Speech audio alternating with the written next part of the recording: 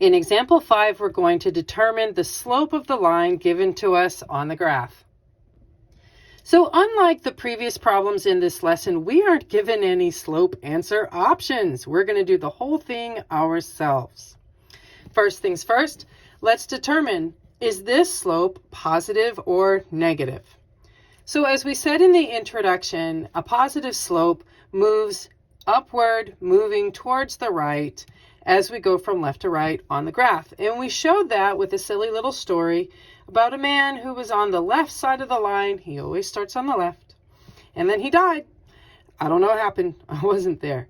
So as he died, he heard voices. He saw the light. He moved on his path, and his path is upward towards heaven. There it goes.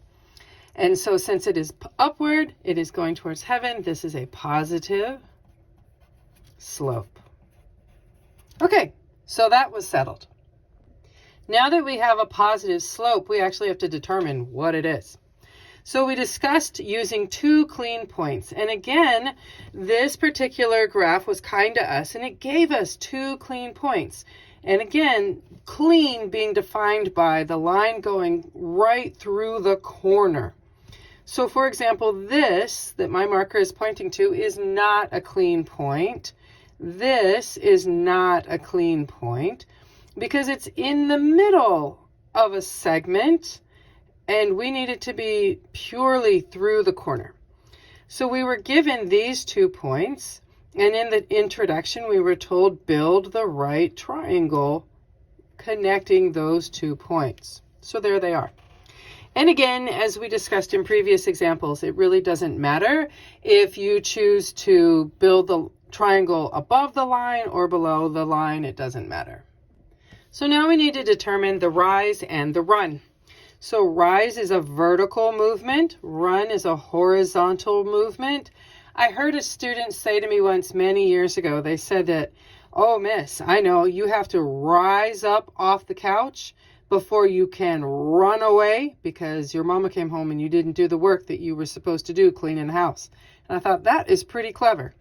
So rise and then run. So since our scale on the y and x axes are the same one to another, it goes 2, 4, 6, 8 on the x axis and 2, 4, 6, 8 on the y axis, then we can go ahead and just count the boxes. So that's pretty nice. So our rise is just 2 boxes, and our run is 4 boxes. And we know that our slope is always rise over run. Our rise is 2 units. Our run is 4 units. And as we learned in the previous examples, yeah, you need to check to see if this is reducible.